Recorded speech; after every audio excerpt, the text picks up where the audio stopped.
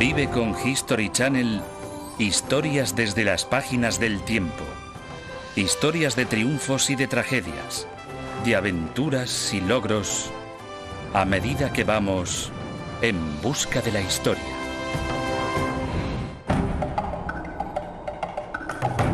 ...26 de noviembre de 1922... Valle de los Reyes, en Egipto. El arqueólogo Howard Carter abre cuidadosamente el sello de la puerta de la tumba recién descubierta. En el interior, la luz de una vela muestra el descubrimiento arqueológico más increíble jamás encontrado. Este sorprendente hallazgo resucitará al largamente olvidado rey Tutankamón, lo que despertará de nuevo en el siglo XX el interés por la magia y el misticismo de esta antigua civilización. Únanse a nosotros en nuestra búsqueda por la historia para desvelar el misterio de Tutankamón.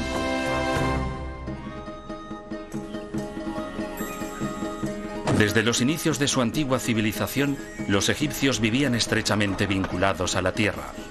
Con cada cambio de estación, con cada salida y cada puesta del sol, eran testigos del ciclo continuo de la vida, la muerte y el renacimiento que tenía lugar en el mundo que les rodeaba.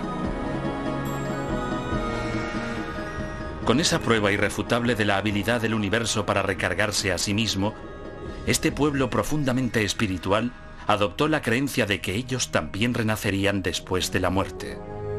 El culto a los muertos se convirtió en la obsesión de los vivos, definiendo todos los aspectos de la sociedad egipcia. La religión estaba muy presente en esta civilización y por ello los egipcios crearon la ciencia para servir en el más allá. Nosotros creamos ciencia para que nos ayude en nuestra vida diaria. Ahí está la diferencia. Y es por esa razón que existen las pirámides, la astronomía, el arte, la ciencia. Todo eso fue diseñado por los egipcios para servir a la religión, para servir en la otra vida. Los egipcios creían que el corazón de los difuntos se pesaba con la pluma de Maat, la diosa de la verdad. Si el corazón pesaba demasiado, un monstruo lo destruía rápidamente. Pero si la balanza se equilibraba, el espíritu quedaba libre para vagar por la tierra. En lugar de imaginar que tras la muerte su espíritu, su alma o lo que fuera, se marchaba a algún tipo de paraíso, los egipcios se imaginaban viviendo en este mundo en forma de espíritu, lo que significaba librarse de todas las penalidades asociadas con el cuerpo humano, como la enfermedad, el hambre o cualquier otra. Las tumbas de los egipcios proporcionaban al espíritu o el Ka de los muertos un lugar donde descansar cada noche y también donde almacenar los objetos que necesitaban para sobrevivir en el otro mundo. Su contenido reflejaba la posición y la riqueza de su propietario y no se escatimaban gastos a la hora de equiparla para el más allá. Los egipcios no se preocupaban por sus casas. Vivían en una casa 40 o 50 años, pero vivirían dentro de una tumba durante miles y miles de años. Las tumbas más impresionantes pertenecen a los grandes faraones de Egipto, incluidas las pirámides de los reyes de las primeras dinastías.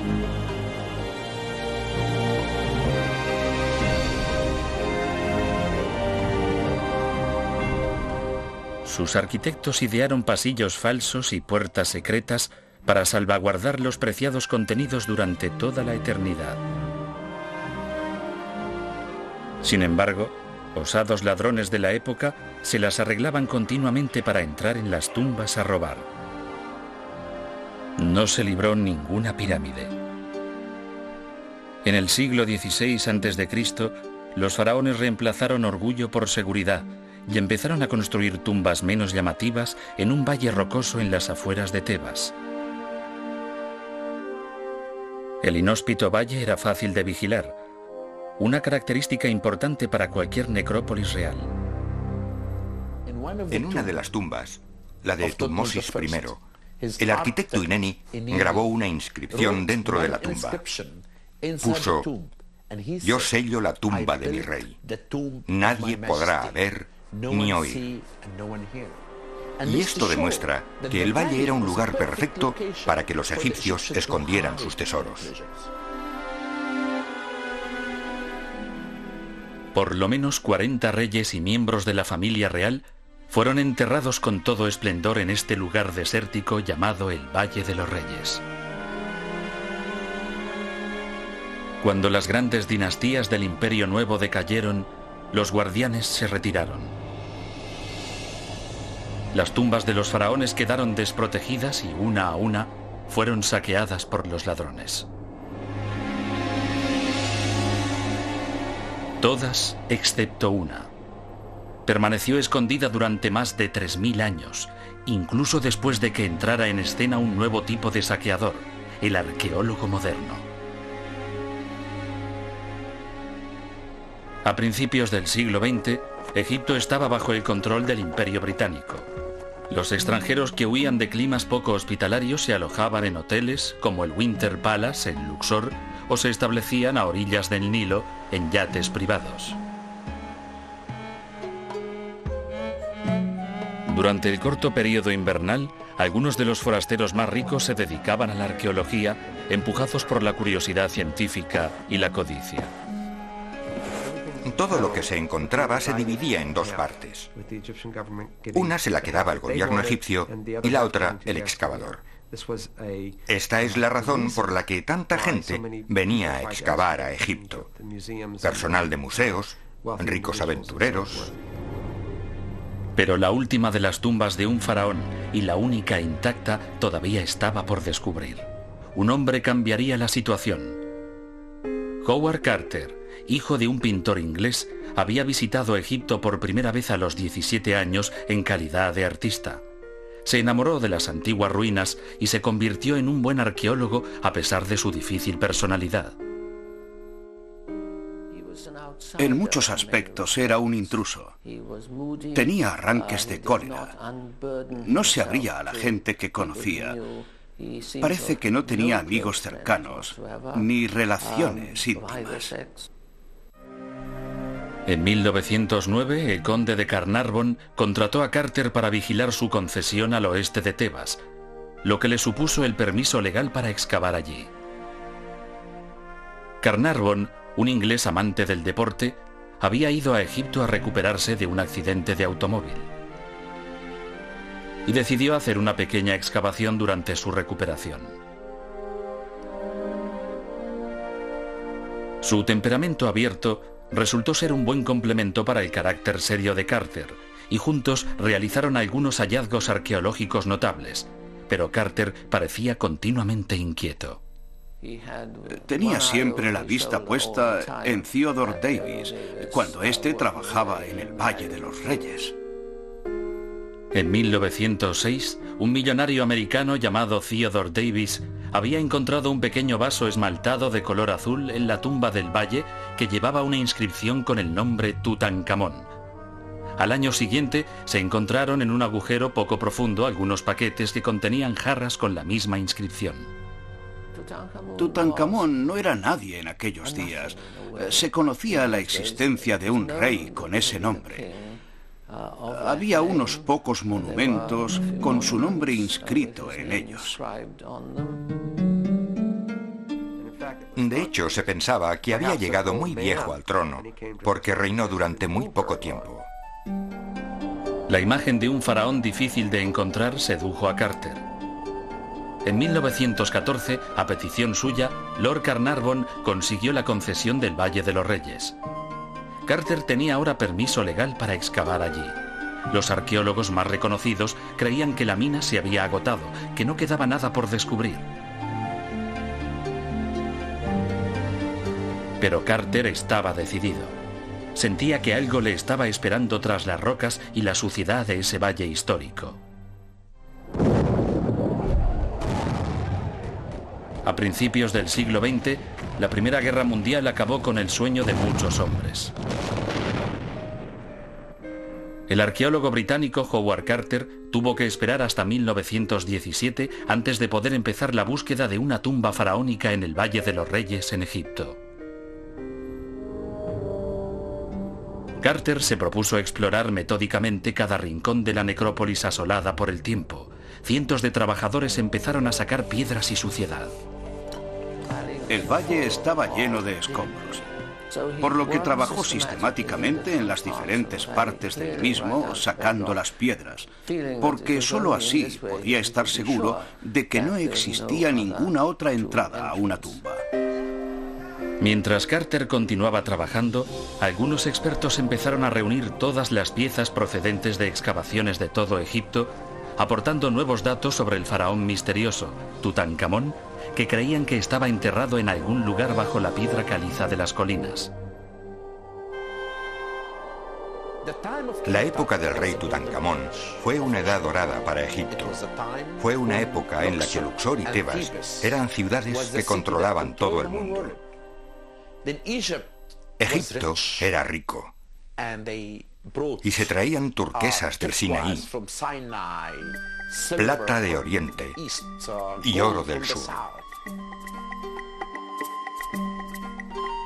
Tutankamón nació en esta próspera civilización a mediados del siglo XIV a.C., mientras que un tumulto se formaba en las aguas del Nilo.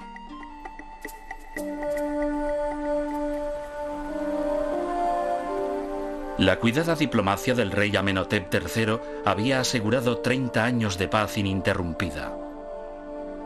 Pero cuando su iconoclasta hijo, Ajenatón, subió al trono, abandonó a los dioses que sus antecesores habían venerado durante miles de años para adorar solo al poder de la luz, Atón.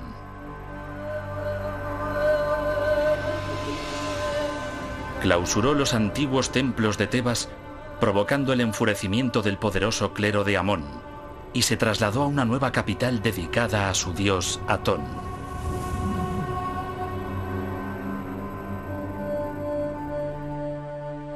La mayoría de expertos cree que Tutankamón era hijo de Amenhotep III o del propio Ajenatón. Tutankamón resulta frustrante porque no sabemos realmente quién fue. Tenemos una pequeña prueba que nos dice que es un rey hijo de su estirpe, o sea que sabemos que su padre fue un rey, pero no sabemos cuál. Y esta es una de las grandes discusiones entre los egiptólogos. El príncipe Tutankamón seguramente fue educado en los nuevos palacios de la nueva capital. Entonces se llamaba Tut-Ankatón, significaba viva imagen de Atón. Sin duda, el joven príncipe creció creyendo en la bondad de sus rayos. Era un niño. Cuando pensamos en ello y nos trasladamos 3000 años atrás para imaginar qué pasó, creemos que quizás fue instruido en el palacio y recibió lecciones de los sacerdotes sobre su futuro. Ajenatón murió o perdió el poder tras 17 años de reinado. Los historiadores discuten sobre quién fue su sucesor.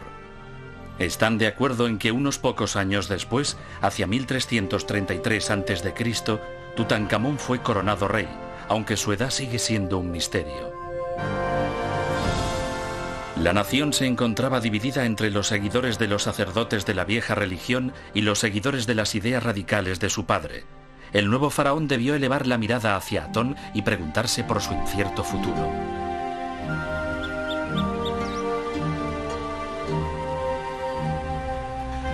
En la primavera de 1922, Howard Carter llevaba trabajando 5 largos años bajo el intenso sol del desierto, moviendo piedra tras piedra sin resultados.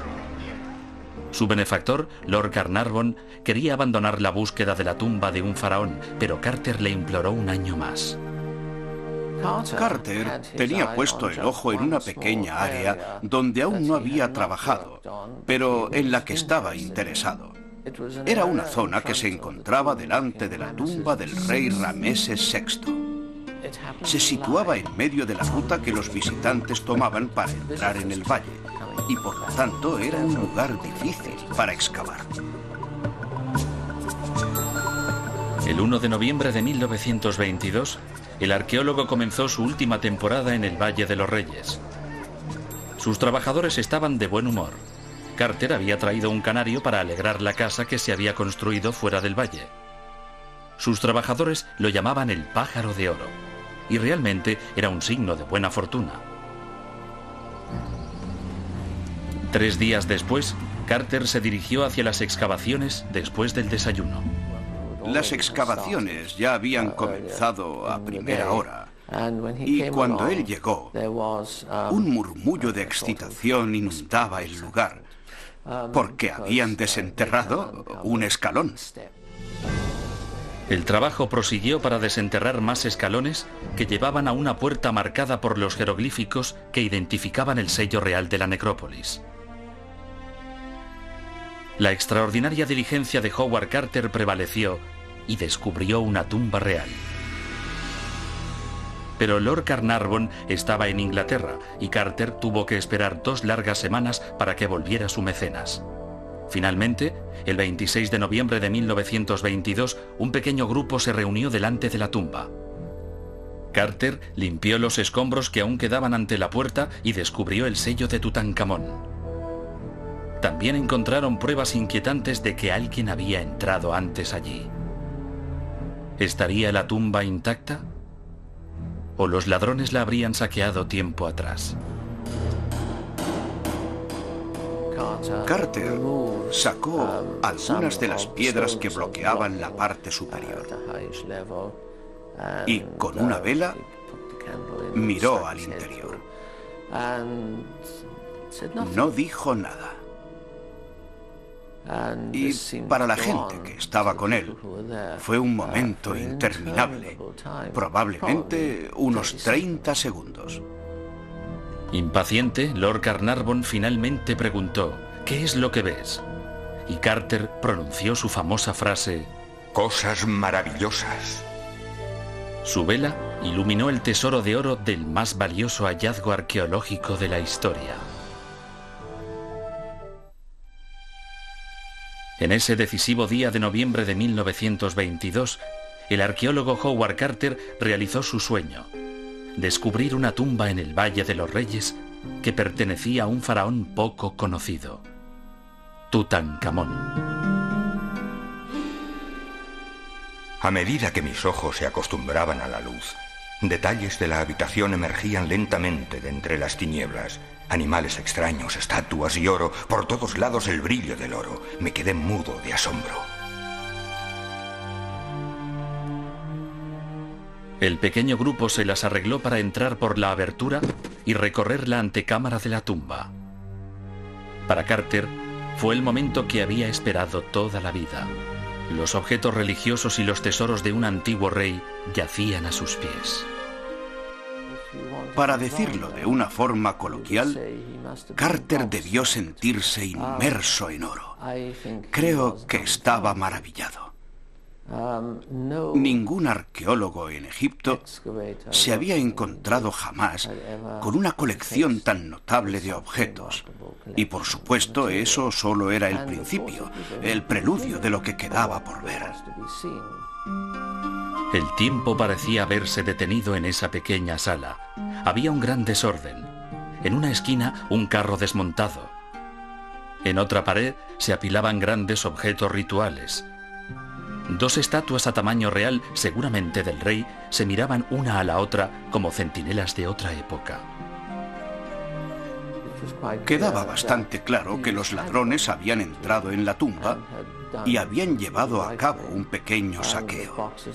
Habían abierto las cajas y luego las habían vuelto a cerrar, después de sacar algunas cosas. Y luego, cuando sellaron de nuevo la tumba, quedó cerrada durante 3000 años. Al día siguiente, Carter notificó el hallazgo al inspector local de antigüedades. El arqueólogo añadió que no pensaba seguir explorando el interior de la tumba hasta que hubiera vaciado cuidadosamente la antecámara. Esto hubiera sido muestra de su actitud de respeto si hubiera sido verdad.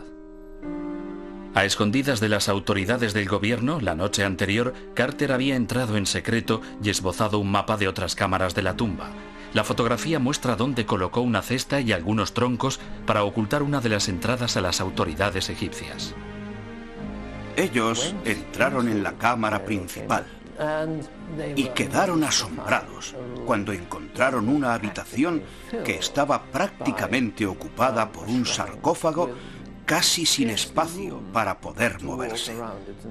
Había algunos objetos rituales cuidadosamente colocados alrededor del sarcófago. En total, había 4 cámaras en la tumba. Los ladrones habían dejado el anexo hecho un desastre. En la cámara del tesoro, una estatua de Anubis, dios de los muertos, guardaba el cofre que contenía los órganos del faraón momificados. En la cámara funeraria, Carter abrió cuidadosamente los paneles que formaban el sarcófago y encontró otro sarcófago en el interior. Una cuerda, con el sello intacto del faraón, aseguraba este sarcófago, demostrando que los ladrones no lo habían abierto. La momia de Tutankamón todavía estaba dentro. Las noticias del increíble descubrimiento desataron la imaginación popular. El mundo estaba sediento de noticias sobre el rey Tutankamón. De repente, muchos turistas decidieron pasar por Egipto. Entre ellos, por supuesto, mucha gente que conocía a Carnarvon. Carter y su equipo de conservadores planearon trabajar solo durante los fríos meses de invierno y dejar limpia la antecámara en febrero de 1923, antes de terminar la temporada. Cada nuevo objeto mostraba una nueva visión de la misteriosa vida de Tutankamón. Numerosas estatuas rituales con la cara del rey mostraban a un hombre joven, armado para enfrentarse a las penurias del otro mundo. Es curiosa la mezcla de objetos que le serían útiles en la otra vida y de objetos que debía utilizar en la vida real. Cosas como sus sandalias, que estaban decoradas con imágenes de extranjeros. Así que cuando caminaba con ellas, estaba caminando sobre sus enemigos. Entre instrumentos musicales y material para escribir, había 4 juegos de mesa, prueba del principal pasatiempo de muchos egipcios. Un sarcófago en miniatura guardaba un recuerdo conmovedor, un mechón de pelo gris. Una inscripción otorga su propiedad a la reina Ti, posiblemente la abuela del joven rey. Muchas imágenes de Tutankamón y su esposa decoran una gran variedad de objetos. Su reina era una joven hija de Ajenatón, y puede que hubiera sido su propia hermana. Parece que entre la pareja existía un verdadero afecto. Seguramente estaba enamorado, porque si miramos la escena en el trono, donde están él y su mujer, podemos ver que llevan solo un zapato. Por lo tanto, son una sola persona. La presencia de arcos y flechas en otra esquina recuerda que el joven faraón tuvo que defender su honor en una guerra contra el país vecino al principio de su reinado. Cuando Tutankamón llegó al trono en 1333 a.C., Egipto estaba en guerra. Los poderosos hititas estaban castigando las fronteras del norte y una serie de plagas se extendía por el territorio. Algunos creían que la nueva religión que adoraba al disco solar era la causa de los problemas de Egipto. El imperio necesitaba un monarca unificador, pero los expertos creen que el rey era demasiado joven para manejar los asuntos del Estado. Su principal consejero parece haber sido Ay, un familiar de mayor edad con una gran influencia sobre el joven Tutankamón. También sabemos que había otro hombre, Horemheb, que fue general de Tutankamón y al parecer muy poderoso. Creo que podemos suponer que este hombre, y quizás también otros, decidieron poner orden. Y me imagino que el joven rey tenía muy poco que decir sobre lo que pasaba. En pocos años, Tutankamón abandonó la nueva ciudad de Ajenatón y comenzó a reconstruir los viejos templos en Tebas. Cambió su antiguo nombre, Tutankatón, por el de Tutankamón, señalando el regreso a la antigua religión y al culto a centenares de divinidades.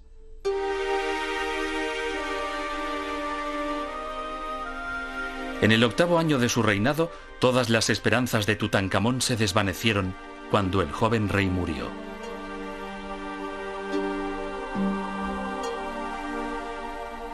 Su cuerpo fue embalsamado y su momia guardada en su tumba.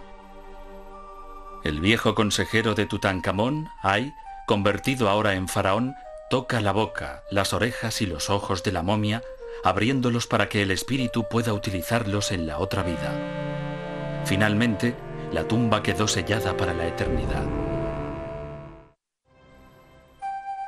A principios de enero de 1924, una nube de turistas se agolpaba ante la tumba de Tutankamón.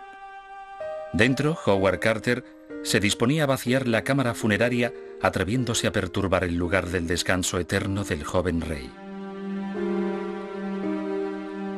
De forma meticulosa, el arqueólogo y su equipo fueron desmontando cuidadosamente 4 aposentos funerarios distintos.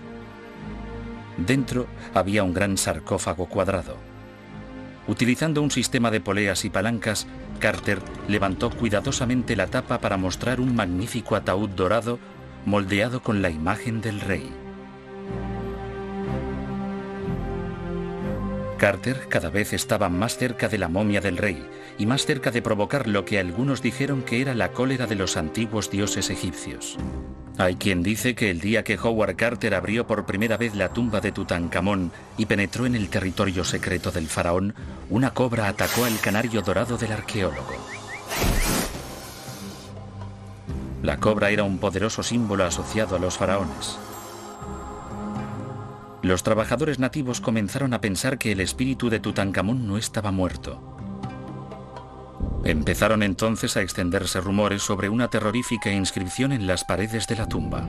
La muerte vendrá a llevarse a aquellos que osen tocar la tumba del faraón. En realidad, los trabajadores no encontraron esa inscripción, pero se dieron hechos que contribuirían a satisfacer a los supersticiosos. 6 meses después de la apertura de la tumba, Lord Carnarvon se cortó sobre una picadura de mosquito mientras se afeitaba. La pequeña herida pronto se infectó con unas consecuencias terribles. Cogió una neumonía y murió. Esa era una causa de muerte muy normal para un hombre mayor y con mala salud. A pesar de todo, dicen que en el mismo momento en que Lord Carnarvon moría, se fue la luz en la ciudad de El Cairo. En la mansión de su familia en Inglaterra, el terrier de Carnarvon aulló y luego murió de repente. ¿Acaso se había despertado Tutankamón de su reposo eterno para vengarse de aquellos que habían profanado su tumba sagrada? Pronto, cualquier desgracia ocurrida a cualquiera que estuviese remotamente relacionado con la tumba se atribuyó a la antigua maldición. Un amigo de Carnarvon, el magnate americano del ferrocarril George Q, cogió un resfriado cuando visitó la tumba y a consecuencia de ello murió de neumonía. Meses después de que un príncipe egipcio visitara la tumba, su mujer le mató en el Hotel Savoy de Londres. Años más tarde, el secretario de Carter, Richard Bethel, murió en extrañas circunstancias. Poco después, el padre de Bethel se suicidó. En el funeral, sus herederos atropellaron y mataron por accidente a una niña de 8 años. Se culpó de estas muertes y de muchas otras al largo alcance de la maldición del faraón. Pero en realidad, la mayoría de los que trabajaron en la tumba tuvieron una vida larga y saludable. Era una maldición muy lenta, si lo piensas. Pero, claro, es una de esas cosas que desata la imaginación de la gente. No puedes acabar con la idea de la maldición. No importa lo que yo u otros digan, pero bueno, yo no tengo imaginación. Zahi Hawass, director de las pirámides de Giza, ha sido testigo de la apertura de muchas tumbas antiguas. El respetado arqueólogo tiene su propia teoría sobre el origen de la maldición. Si cerramos esta tumba durante 3000 años, no podemos ver los gérmenes que contiene. Y si la abrimos rápidamente y entramos, los gérmenes nos atacarán. Eso es lo que le pasó a Lord Carnarvon. Y es por eso que advierto siempre a mis colegas que si descubren una tumba, tienen que mantener abierta la puerta de la tumba durante 2 días hasta que el aire malsano haya salido y el aire del interior se haya renovado. Y es por eso que ocurren esas cosas. Quizás si hubo una maldición, su efecto fue mucho más sutil. Porque con la muerte de Lord Carnarvon, Howard Carter perdió más que un amigo. Cuando Carnarvon murió, Carter perdió su principal punto de apoyo. Era un hombre muy importante socialmente e incluso políticamente en aquella época. Y arrastraba a lo que podríamos denominar un séquito. Carter se quedó solo. Molesto por la constante interrupción de los representantes del gobierno, Carter restringió las visitas a la tumba. La tensión creció entre el arqueólogo británico y el servicio de antigüedades por el control de la excavación. Egipto había sido gobernado por extranjeros desde el 320 a.C. y ahora un partido nacionalista agresivo enseñaba los dientes. La situación política era mala y Carter era la persona menos capacitada para manejar asuntos de este tipo. No era bueno negociando con los representantes. Cuando el ministro nacional de Obras Públicas, Morcos Bey Hanna, discutió con el arqueólogo sobre los derechos de visitas, Carter cerró la tumba, dejando la tapa del sarcófago colgada sobre el ataúd. Carter era un perfeccionista, pero también era un hombre muy extraño. Cometió muchos errores. Uno de sus mayores errores, en mi opinión, fue que pensó que la tumba era suya, cuando no lo era. Era una tumba que pertenecía a Egipto. Carter inconscientemente les hizo el juego a los egipcios. El servicio de antigüedades tomó el control de la tumba y cambió las cerraduras. Cuando oyeron que Carter estaba empeñado en trabajar en las tumbas, los habitantes de El Cairo no estaban muy contentos e incluso gritaban: «¡Viva Morcos Hanna, ministro del rey Tutankamón!». Pasó un año antes de que permitieran que un Carter más humilde volviera después de hacer serias concesiones. La familia Carnarvon desistió de cualquier tipo de reclamación sobre los tesoros de la tumba y el mismo Carter accedió a trabajar bajo las normas impuestas por el gobierno. En octubre de 1925, Carter finalmente destapó el ataúd y encontró otro dentro. Y todavía quedaba otro más. Este último medía 1,80 m y era de oro macizo. En el interior de este ataúd yacía la momia de Tutankamón coronada por una preciosa máscara mortuoria. Moldeada a mano con oro forjado y con incrustaciones de cristal y de piedras semipreciosas, el aspecto solemne del joven rey dejó a Carter sin habla. Él expresa su sorpresa y se maravilla por el hecho de que entre los sudarios se encuentra un gran número de joyas. Todas, por supuesto, muy simbólicas, con elementos divinos. Debía haber más de 100 piezas. Utilizaron cuchillos calientes para separar la máscara del cuero cabelludo. Y finalmente, el inglés pudo contemplar las facciones marchitas del rey. Me quedé sin habla. Me encontré a mí mismo viajando 3000 años atrás, cuando el joven y vibrante rey estaba vivo. Aún quedaban muchas cuestiones por resolver. ¿Qué mató al faraón? ¿Cómo murió? En noviembre de 1925, doctores y arqueólogos se reunieron para realizar la autopsia al cuerpo del rey Tutankamón. Los restos estaban en condiciones lastimosas por culpa de algún tipo de combustión química que había reducido alguno de los sudarios a polvo. La piel, en su mayor parte, estaba mal conservada, en algunos puntos resquebrajada. Los dedos de la mano y del pie habían sido envueltos uno a uno y sus brazos cruzados ocultaban una herida de 7 centímetros a la izquierda de su abdomen. Estudios de su estructura ósea llevaron a los expertos a pensar que el rey debía tener 18 años cuando murió. Si eso era verdad, tenía que ser un niño con 9 años cuando ocupó el trono. Eso planteaba cuestiones interesantes. ¿Cuántas veces tendrían sus consejeros que escucharle en lugar de hacerle callar y decirle que dejara de hacer el tonto? O cuando fue investido rey y adquirió ese aspecto divino, ¿tuvo algo que decir? ¿Y cómo murió este joven rey? En 1968, un examen científico reveló un curioso fragmento de hueso dentro del cráneo. ¿Era solo un resto del proceso de momificación? ¿O era la prueba de una herida mortal? Muchos se preguntaron si le habrían herido en batalla o incluso si fue asesinado.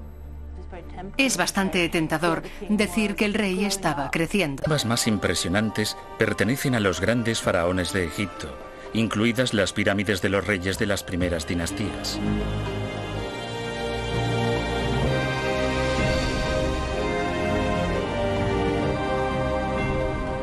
Sus arquitectos idearon pasillos falsos y puertas secretas para salvaguardar los preciados contenidos durante toda la eternidad. Sin embargo, osados ladrones de la época se las arreglaban continuamente para entrar en las tumbas a robar. No se libró ninguna pirámide. En el siglo XVI a.C., los faraones reemplazaron orgullo por seguridad y empezaron a construir tumbas menos llamativas en un valle rocoso en las afueras de Tebas. El inhóspito valle era fácil de vigilar, una característica importante para cualquier necrópolis real. En una de las tumbas, la de Tutmosis I, el arquitecto Ineni grabó una inscripción dentro de la tumba. Puso: "Yo sello la tumba de mi rey. Nadie podrá ver ni oír". Y esto demuestra que el valle era un lugar perfecto para que los egipcios escondieran sus tesoros. Por lo menos 40 reyes accede finalmente al trono, se atribuye muchas de las cosas que Tutankamón había hecho. Hace borrar su nombre de muchas inscripciones y lo reemplaza por el suyo. Es una forma de decir: yo era el que decidía las cosas cuando el niño estaba en el trono, así que yo merezco el reconocimiento. Algunos expertos están en total desacuerdo con estas hipótesis que dependen demasiado de la edad de la momia. La edad está basada en el análisis de la momia, de cómo están las articulaciones de los huesos. De hecho, existe como un desfase de 10 años, porque la gente se desarrollaba más lentamente en según qué partes del mundo y más rápidamente en otras. Tutankamón podría tener perfectamente 27 años cuando murió, lo que significa que habría sido coronado a los 17 y no a los 9 años.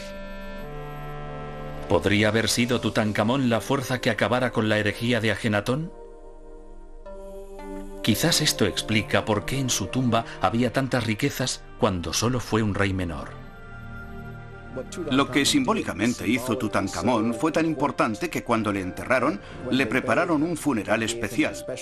Le proporcionaron un ajuar funerario que incluso para los niveles de principios de la dinastía XVIII es excepcionalmente valioso. Puede representar el apretón de manos dorado de los dioses por un trabajo bien hecho. Howard Carter dedicó más de 10 años de su vida a trabajar en la tumba y a la conservación de sus objetos, pero nunca terminó la publicación definitiva de sus hallazgos. En 1939, a la edad de 68 años, fue vencido por el cáncer, muriendo en una relativa oscuridad. Creo que Carter murió muy triste. Aunque había realizado uno de los mayores descubrimientos arqueológicos, aunque no el más importante de la historia, se convirtió en una carga para él. No tienes la sensación de que cuando salía de su casa cada mañana para trabajar en la tumba, lo hiciera contento. Fundamentalmente, el legado de Carter se encuentra en la meticulosidad de su trabajo. Los más de 5.000 objetos que extrajo de la tumba de Tutankamón atraen a cientos de miles de visitantes al Museo de El Cairo cada año. ¿Por qué debemos dar fe de Carter? Porque insistió en encontrar la tumba. La arqueología no es en busca del arca perdida. No es Indiana Jones que busca los tesoros así. Si quieres ser un buen arqueólogo, tienes que ser paciente, y eso es lo que hizo Carter. Quizás la gran ironía sea que a pesar de todos estos tesoros, queden tantas preguntas por responder. Hasta ahora, la vida de Tutankamón sigue siendo un misterio. Howard Carter dijo de él: las sombras se mueven, pero la oscuridad nunca inspira nada. La momia de Tutankamón permanece en su cámara funeraria original, el ataúd dorado, el único esplendor que queda en su tumba.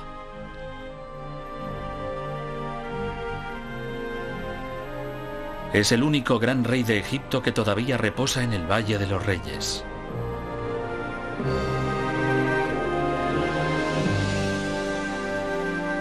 Insignificante en vida, olvidado tras su muerte durante muchísimo tiempo, el rey Tutankamón reina ahora sobre la imaginación de millones de personas como otro ejemplo de las maravillas que nos esperan siempre que vamos en busca de la historia.